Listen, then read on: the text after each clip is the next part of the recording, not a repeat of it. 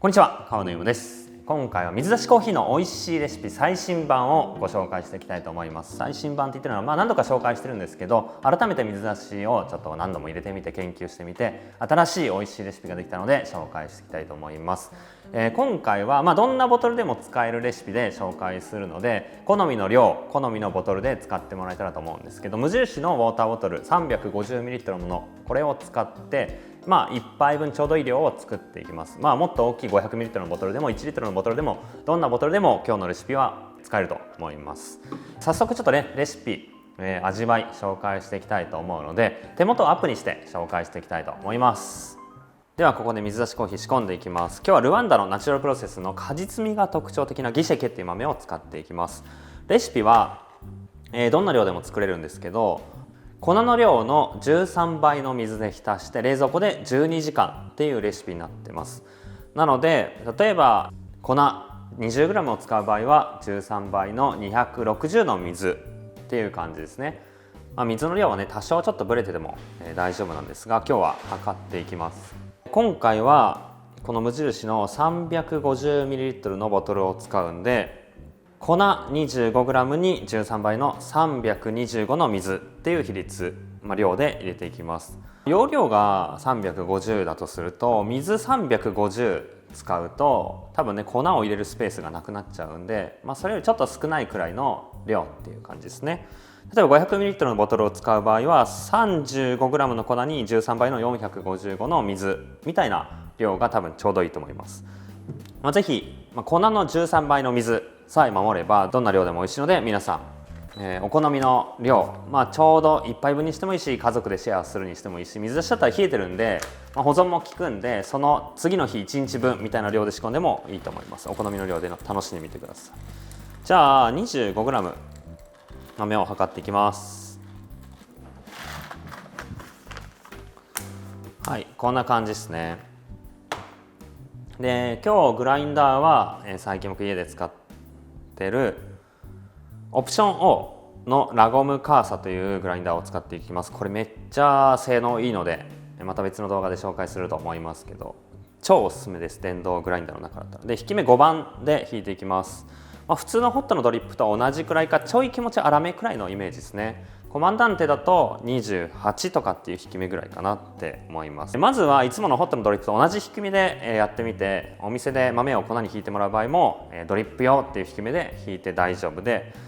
そこからもし味わいをすっきりさせたい場合はより引き目を粗い方向に調整してもう一回入れ直すとよりすっきりすると思います。逆にもっと甘さが欲しい、全然雑味も出てなくてもっと成分を溶け込ましたいっていう風に思ったら引き目を細かくするっていう調整も豆によってありだと思います。1周回した5番、これで引いていきます。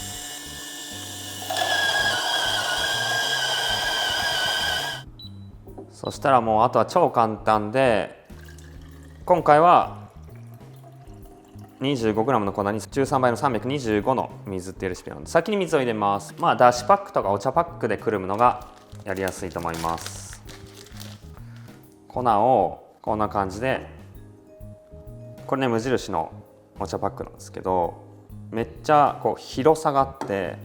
こういうミルから粉を入れるのも使いやすいし、この大きさがいいですよね。これなんかパツパツなちっちゃいお茶パックでやっちゃうと粉が動く余裕がないんで、大きめのお茶パック使った方が味わいは出やすいと思います。で、くるっとひっくり返してもらって、先に水入れたのは粉を入れた後に水注ぐと、水注いだ勢いで中の粉が動いて出てきちゃったりする可能性があるんで、先に水入れて、そこに今粉をこうやって入れて、無印のボトルの場合内蓋があるんでこれ便利ですよね。蓋をして密閉して、これで冷蔵庫で12時間寝かしていきます。これから冷蔵庫入れるところなんですけど、早速見てたらコーヒー成分が溶け出してきました。こんな感じで。大事なのはパック、つまり粉がちゃんと水に全て浸っていることなので、理想を言うと使う水ジャスト、仕込む量ぴったりのボトル、もしくはボトルのサイズに合わせた量で仕込むみたいなと、ちょうどいいかなっていうふうに思います。こんな感じ。いいですね。これで12時間仕込むので出来上がりが楽しみです。じゃあ冷蔵庫に入れていきます。ちょっとね出来上がりは下の方に濃いコーヒーが溜まってる状態なので、軽くボトルを軽くね逆さにして、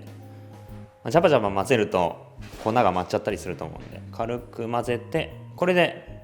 全体の濃度感が均一になったので出来上がりです。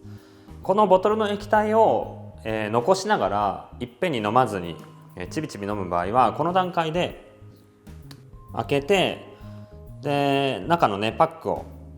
こう取り出してしまったらこのままアイスコーヒー保存できるんですけど、一気に飲んでいく場合はこのままグラスに注いじゃって大丈夫ですね。じゃあ注いでいきましょう。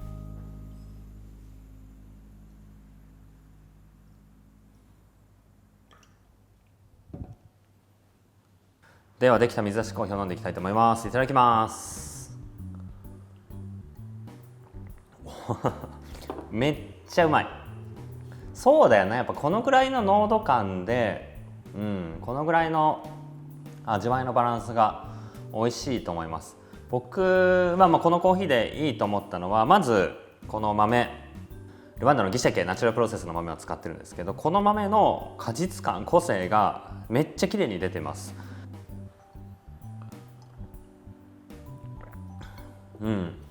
赤ぶどうとかレーズン、オレンジ、アプリコットみたいな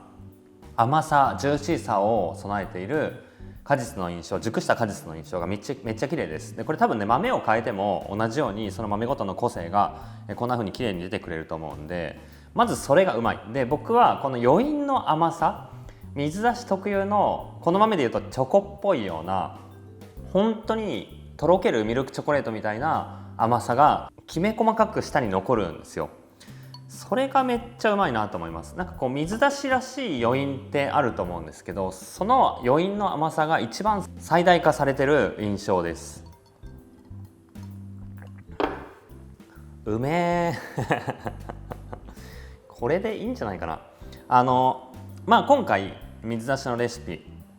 前回からちょっと変えて、今回は粉に対して13倍の水で12時間浸すっていうレシピだったんですけど、その13倍っていうのがすごいいいですね。今までちょっと前の動画だと 12.5 倍っていうレシピも紹介してたんですけど、ちょっと水多めの方がやっぱり甘さの成分も出しやすい。で濃度感は濃くはならないんだけど、この濃さがめっちゃ飲みやすいなって思います。レシピ改めて概要欄の方にも貼っておきますので、興味ある方は見ていただいて、お家で気軽に水出しコーヒーを楽しんでいただけたらと思ってます。この、水で仕込んで前日の夜に仕込むことになると思うんで、その時間が楽しみですよね。翌朝美味しい水出しができてることを楽しみに、仕込んで、その分ちょっとねワクワクして、朝を迎えられるんじゃないかなって思うと、やっぱコーヒーって偉大ですね。美味しいコーヒーで朝の時間も気軽に楽しんでいけたらと思っています。改めて動画のリクエストとかご質問、感想がありましたら気軽にコメント欄までお待ちしております。他にも急冷式のドリップだったり、ホットのドリップを冷やすレシピでも美味しいアイスコーヒーを作れるので、その動画も上げていきます。ぜひいろんな動画を見て好みの味わいでコーヒーを楽しんでいただけたらと思ってます。一緒にコーヒーを楽しんでいきましょう。